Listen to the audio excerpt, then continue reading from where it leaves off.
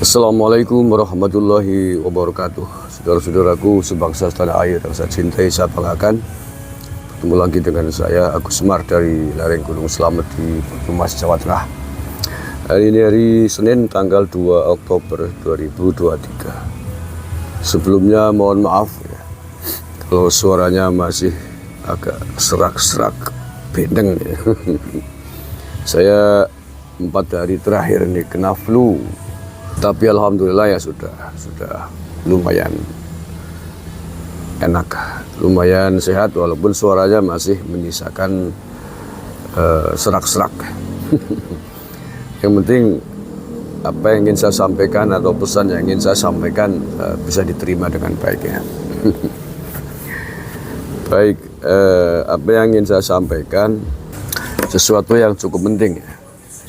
Ya, ini terkait dengan tayangan video yang di situ ada gambarnya Gus Abbas Buntet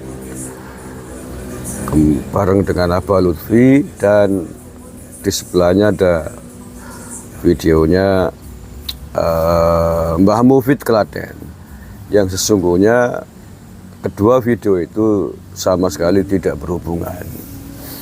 Nah, ini saya tanggapi karena Gus Abbas Buntet memesankan atau memberikan klarifikasi kepada saya yang intinya bahwa Gus Abbas tidak berkenan dengan video itulah. Dia merasa sedang dibenturkan dengan Mbah Mufid Klaten. Ya, dia tidak suka. Nah, ini pesan yang disampaikan ke Jabri saya dari Gus Abbas nih. Kalau dikira saya bohong ya. Jadi orang yang bikin video itu mencoba membenturkan saya dengan Mbah Mufid dalam channelnya. Saya tidak pernah mijet Ami Lutfi. Ini kata Gus Abbas loh ya. Sekali lagi bahwa Gus Abbas tidak pernah memijat Ami Lutfi. Ami Lutfi itu mungkin sebutan akrabnya Gus Abbas kepada Abah Lutfi ya. Ami Lutfi dari jalur ibunya masih saudara dari Syarif Hidayatullah. Jadi hanya hubungan persaudaraan saja. Itu ya.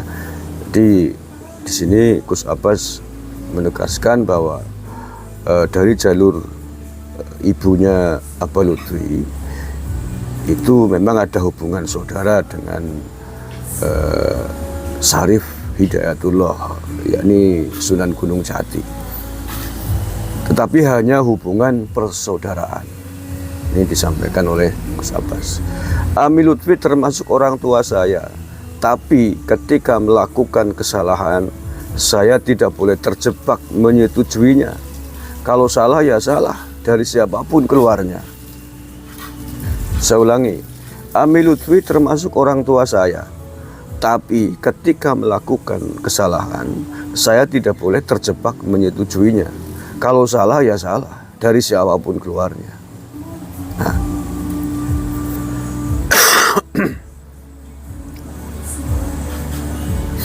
Kesalahan itu harus diakui, lalu diluruskan dan diperbaiki, bukan dipertahankan, tidak akan menang.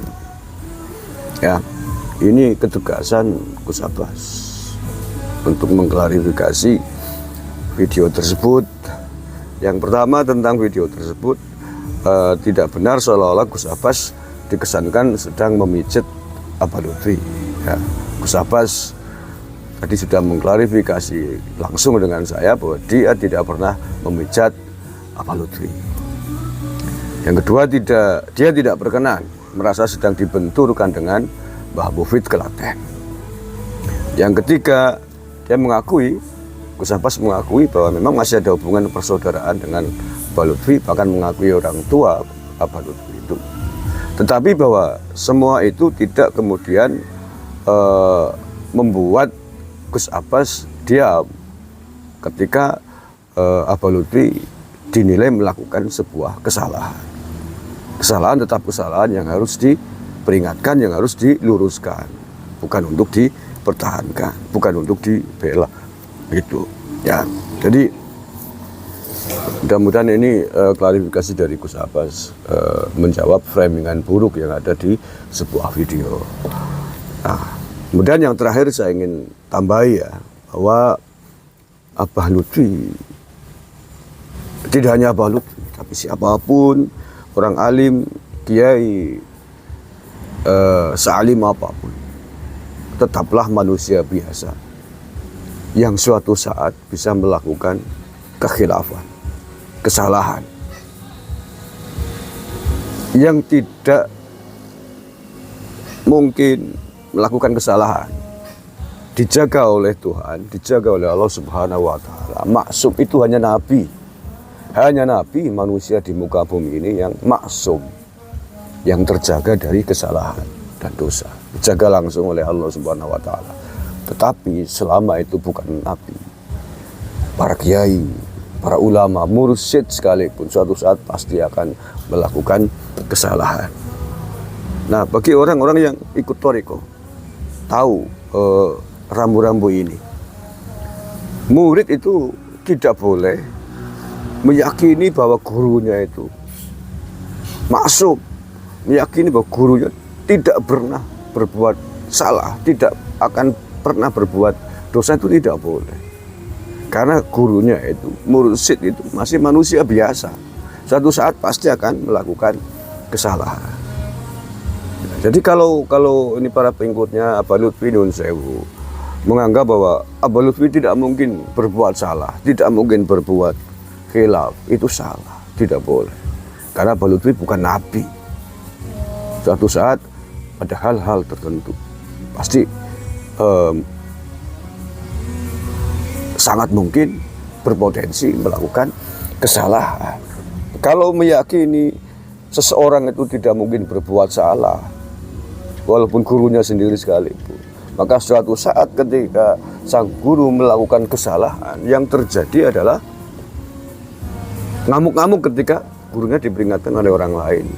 Yang kedua, kalau misalkan tidak siap mental, bisa frustasi, patah arang,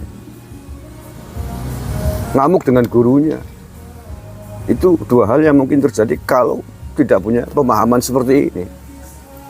Jadi dengan memahami bahwa guru adalah manusia biasa yang punya kesalahan, sangat mungkin berbuat salah. Maka ketika ada orang memperingatkan gurunya atas sebuah kesalahan, maka itu hal yang wajar. Karena kesalahan, manusia biasa suatu saat bisa melakukan kesalahan. Jadi ketika diperingatkan ya menjadi hal yang wajar, peringatan ya. Lain halnya kalau sifatnya hinaan, hujatan dan lain sebagainya, itu berbeda urusan. Begitu juga tidak perlu kemudian marah-marah, patah arang, ngamuk-ngamuk, melawan balik kepada guru, tidak mungkin. Tidak perlu begitu, walaupun gurunya. Karena guru adalah manusia biasa. Jadi, oh ya, nyatanya mah guru gue manusia biasa, suatu saat bisa melakukan perbuatan salah. Nah, jadi tidak kemudian membabi buta, baik membabi buta kepada yang memperingatkan maupun membabi buta kepada gurunya sendiri. Tidak perlu. Kita harus punya anggapan tadi.